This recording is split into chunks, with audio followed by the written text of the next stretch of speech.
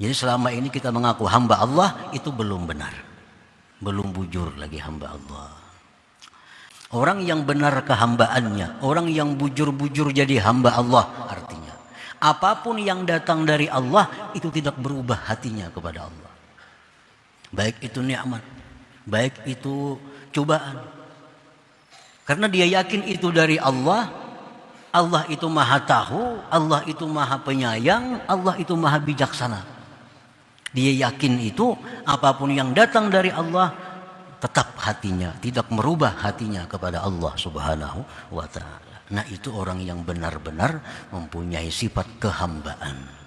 Orang-orang yang benar-benar menjadi Abdullah, hambanya Allah Subhanahu wa ta'ala. Bismillahirrahmanirrahim.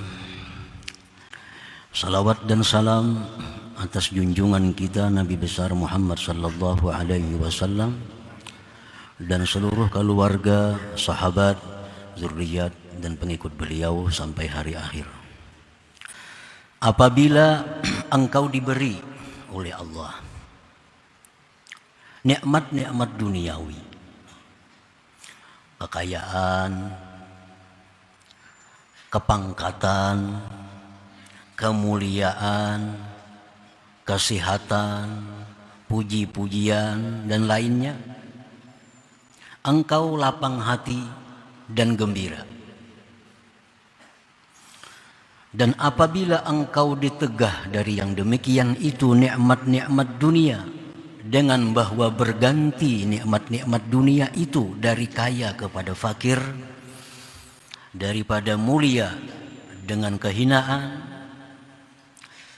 sihat dengan sakit, pujian dengan celaan, engkau sempit hati, engkau duka cita, maka itu satu bukti bahwa engkau masih kekanak-kanakan, masih macam kanak-kanak. Diberi oleh Allah lapang hati, suka, gembira, ceria. Diambil oleh Allah, ditukar dengan hal-hal yang tidak menyenangkan, sedih, sempit dada. Nah ini satu bukti bahwa kita ini masih punya sifat seperti kanak-kanak. Kanak-kanak. Karena kanak-kanak itu akalnya tertahan pada pandangannya. Jika kanak-kanak itu melihat sesuatu yang dia cintai, dia lapang dan gembira. Dan jika kanak-kanak itu melihat yang ia tidak suka, dia sempit hatinya, duka cita dan menangis. Nah itu kanak-kanak. Kanak-kanak tuh bila kita rabuti di tangannya menangis ini.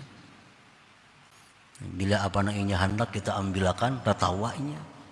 Nah itulah sifat kanak-kanak. Dia akalnya masih tertahan pada pandangannya. Nah demikian pula kita artinya. Bila diberi Allah kenikmatan dunia, kita gembira, kita suka. Nah, bila ditarik kenikmatan dunia, kita jadi fakir, kita jadi hina, kita jadi turun tahta, kita sedih, kita duka cita. Nah sama dengan kanak-kanak. Sama dengan kanak-kanak. Dan itu bukti bahwa kita belum benar dalam ubudiyah kita. Kita belum benar dalam kehambaan kita kepada Allah Subhanahu wa ta'ala. Dan inilah yang berlaku pada kita umumnya. Ini yang berlaku pada kita umumnya. Dipuji kita, wah ceria, bercahaya, segar. Bila dihina, masam muka kita. Nah, seperti kanak-kanak. Nah, wala yatanabbahu ila ma wara'a dzalik, dan kanak-kanak itu tidak jaga, tidak memperhatikan kepada yang ada di belakang demikian. Nah, kanak-kanak itu kadang memperhatikan di belakangnya. Kenapa ditegah? Kenapa dirabuti yang di tangannya? Ini menangis saja. Ini kadang berpikir, kenapa maka dirabuti? Nah, ini kanak-kanak memegang pisau, memegang silit. Dirabuti menangisnya. Nah, ini kada sampai akalnya memikirkan bahwa ini di belakang pisau ini ada bahaya. Di belakang silit ini bisa luka. Nah, lalu ini menangis kanak-kanak dirabuti. Nah, jadinya kada sampai pikirannya kepada yang ada di belakang sesuatu itu. Sakit, kita kada suka. Padahal barangkali sakit ini lebih baik daripada kita sehat. Karena waktu kita sehat, jarang kita memegang Al-Quran. Waktu sehat, jarang memegang tasbih. Bakulat tasbih. Begitu sakit, mengkilap tasbihnya. Qurannya bersih. Nah itu barangkali kamu membenci sesuatu, padahal itu baik bagi kamu. Waktu punya kedudukan, punya tahta, lupa diri. Begitu diturunkan tahta, selalu ingat kepada Allah, selalu tawadhu, rendah hati. Nah ini turun tahta lebih baik baginya daripada berada di atas tahta itu, kedudukan itu. Nah, kita menyukai kekayaan. Pada kekayaan itu seringkali menyesatkan seseorang. Orang yang kaya tanpa pondasi iman yang kuat akan membuat dia tersesat. Innal insan la yatgha ar-ra'ahu istaghna. Manusia itu sesat manakala dia kaya. Orang dulunya baik, lembut, dahulunya ambak. Begitu kaya, lupa diri. Kekayaan tanpa diimbangi dengan pondasi iman, kekayaan akan menyesatkan seseorang, akan mencelakakannya. Nah, kita suka dengan kekayaan, padahal itu bisa-bisa membawa kita ke neraka. Wa huwa syarrul lakum. Wallahu ya'lamu, Allah yang tahu. Allah yang tahu. Wa antum la ta'lamun, kalian tidak tahu.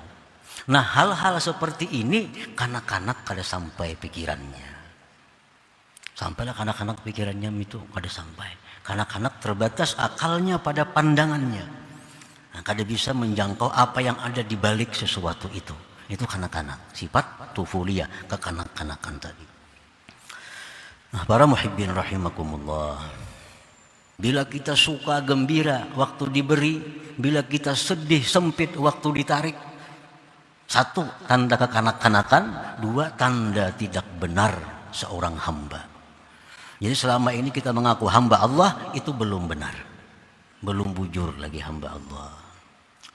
Orang yang benar kehambaannya, orang yang bujur-bujur jadi hamba Allah, artinya apapun yang datang dari Allah itu tidak berubah hatinya kepada Allah.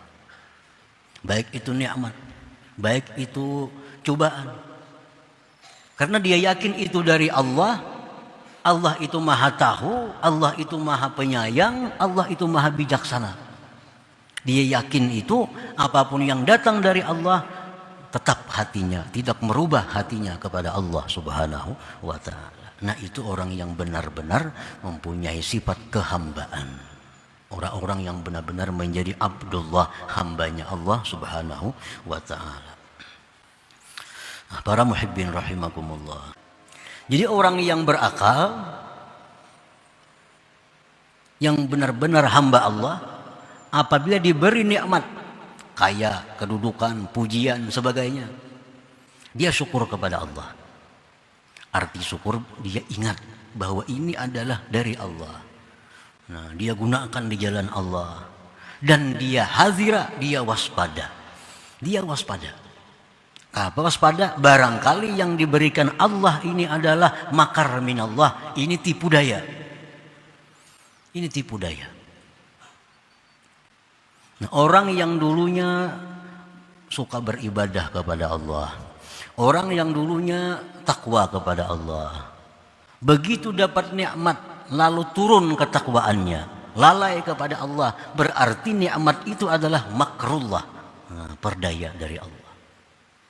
Orang yang dulunya sembahyang 5 waktu berjamaah, orang yang dulunya ke pengajiannya bagus, rutin, begitu dapat kedudukan, berubah karena kesibukan. Ini menunjukkan kedudukan itu adalah makrullah. Ini menunjukkan itu adalah merupakan perdaya dari Allah. Setiap nikmat yang membuat kita lalai, setiap nikmat yang membuat kita lemah beribadah, setiap nikmat yang membuat kita hambar beribadah, itu nikmat adalah makrullah. Itu yang ditakuti oleh para ulama as-salihun, itu yang ditakuti oleh Nabi dan para sahabat-sahabat beliau. Bahwa nikmat itu bukan membawa rahmat, tapi makrullah. Nah, orang yang berakal, yang benar-benar jadi hamba Allah, bila diberi Allah nikmat, dia bersyukur dan waspada dan hati-hati. Nah, orang yang berakal, yang benar-benar menjadi hamba Allah, iza u'tiya, bila mana dia diberi, syakara, dia syukur. Arti syukur itu mengakui bahwa ini dari Allah dan akan menggunakannya di jalan Allah. Wahadzira, dan dia waspada, dia hati-hati, la'allahu makrullah, barangkali ini tipu daya daripada Allah. Dan ini yang banyak kita lihat. Orang yang begitu banyak dapat nikmat, dialah yang paling lalai kepada Allah. Orang yang paling banyak punya kedudukan, dialah yang paling jauh dari Allah. Nah, itu semua nikmat itu adalah berarti tipu daya bagi dirinya. Wa iza muni'a, dan orang yang berakal, yang benar-benar menjadi hamba Allah itu apabila ditegah, artinya kada diberi Allah nikmat-nikmat dunia. Nah, nikmat-nikmat dunia kada diberi oleh Allah, kada kaya macam orang, kada mulia macam orang, kada punya kedudukan macam orang. Nah, sabara, dia sabar. Waradhiya, dia ridha. Wa aikana, dan dia yakin annama wara'a zalik, bahwa di belakang itu khairatun kasirat, kebaikan-kebaikan yang banyak. Nah, ini orang yang berakal. Nah, para muhibbin rahimakumullah, itulah hikmah yang ke-144. Nah, insyaallah selanjutnya hikmah yang ke-145.